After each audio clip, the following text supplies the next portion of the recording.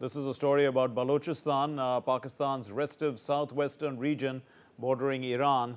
It's rich in minerals, as we know, including gold.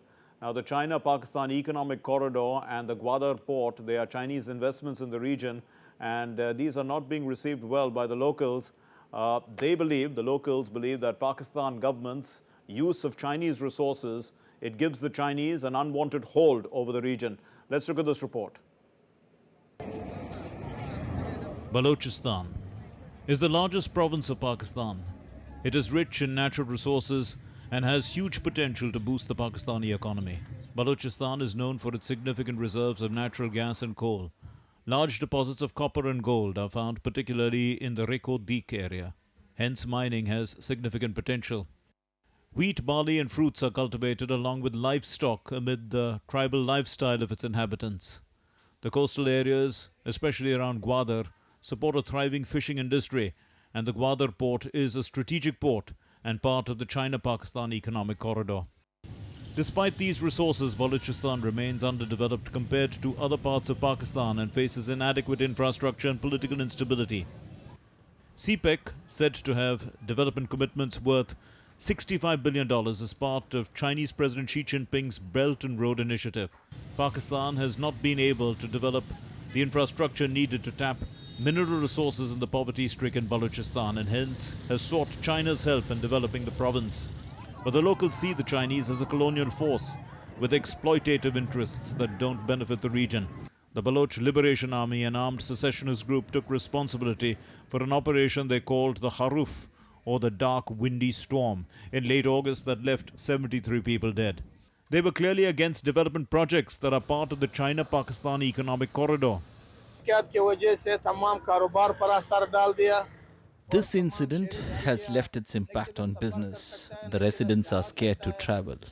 I request the state of Pakistan to bring the situation to normal. It should sit down and hold talks with whichever groups are doing this and resolve the matter. A gun is not the solution to a problem. As this Chinese-built plane takes to the skies at a land port on the China-Pakistan border in the Parmese region, it is clear that the Chinese authorities are banking on the potential success of the Belt and Road Initiative.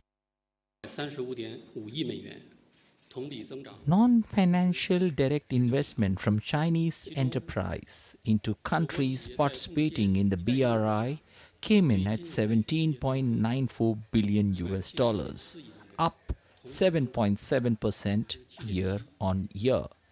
The turnover of contracted overseas projects amounted to $86.28 billion.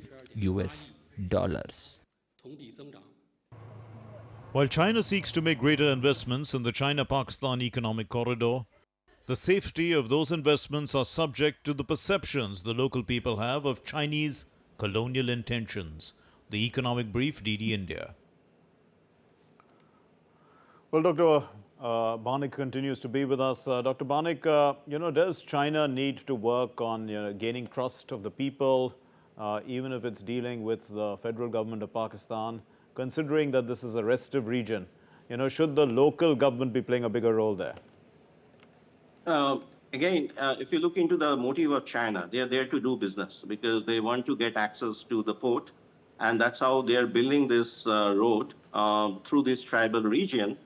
Now, if you want to see why this is so much restive, for that you'll have to actually see what's happening in Pakistan. In fact, the Pakistani economy is in tatter. It has gone to IMF for 23rd time, every time asking for kind of saving their economy from the external debt crisis. Now, unlike India, in Pakistan, what you see is the institutions are not that strong, and the army play a major role in terms of deciding who are going to be in the political party or which political party are going to be in power. Now, again, unlike India, in Pakistan, what you have, the real estate sector, they are not taxed. And most of the land actually are being cornered by the generals of the armies. So these are the people, because it's not taxed, they have access to all the land, and they build the real estate, which in turns actually help them with the profitability. because over a period of time, the price of real estate goes up. And because there is no tax, most part of this are cornered by these army generals. Now, if you look into this Balochistan area, in terms of investment in health, education, nothing has happened. So, of course, if you are not educated, if you're not healthy, what do? You actually take up arms. So it's not surprising that the Balochistan people are taking up arms against the army, in particular from the Punjab regions, because most of the army generals who are actually trying to develop the real estate sector in the Balochistan area belongs to the province of Punjab. So that's why you see most of the restive element coming in. So far China is concerned, they are more interested in the mineral that is there, because this is a very mineral-rich country, like what you see in case of Afghanistan. So in addition to exploring the mineral, in addition to getting their goods and move to the Gwadar port, Chinese, I don't think, have any interest in terms of developing that region, in terms of investing in terms of hospitals, or for that matter, education, which is very, very important for any economy to grow. Now, the Pakistani economy is, in a way, it's cornered. It's a highly corrupted economy, because I said that the institutions are not strong. It is primarily run by the army, although we have a democratic society, but nothing is happening for the people from that region. Okay. Dr. Banik, how best can these resources then be put to good use by Pakistan to help its economy? So one thing what India is doing, that we are auctioning, it's very transparent, But here in Pakistan, we are talking about the political class, we are talking about the elite class, who actually are cornering most part of the wealth which is emanating from the real estate sector, as well as from the extract-based economy, like the mining sector. So for that for the people to get benefit from, I think there is a need for the court system to be much more independent. There has to be a proper competition policy in place, something that we are seeing in the context of India, where our Supreme Court is quite efficient in terms of whenever we see any problem, if there is an apprehension that the allocation are not done properly, the court intervene.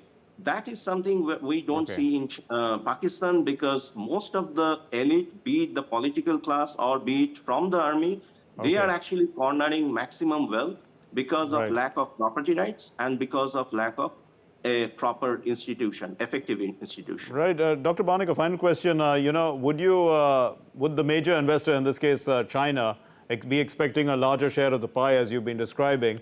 It's already managing the Gwadar port. But do you see the BRI, of China actually stretching China's resources negatively rather than increasing its influence? Because many countries are beginning to struggle with what China has been doing. That is a possibility, because what China is doing, they have already built their own resources when it comes to the infrastructure. So the only way they can invest their capital is outside China, be it the poor African countries, or in that case, as we speak, is in Pakistan. Of course, there is an element of risk, that what we are seeing right now.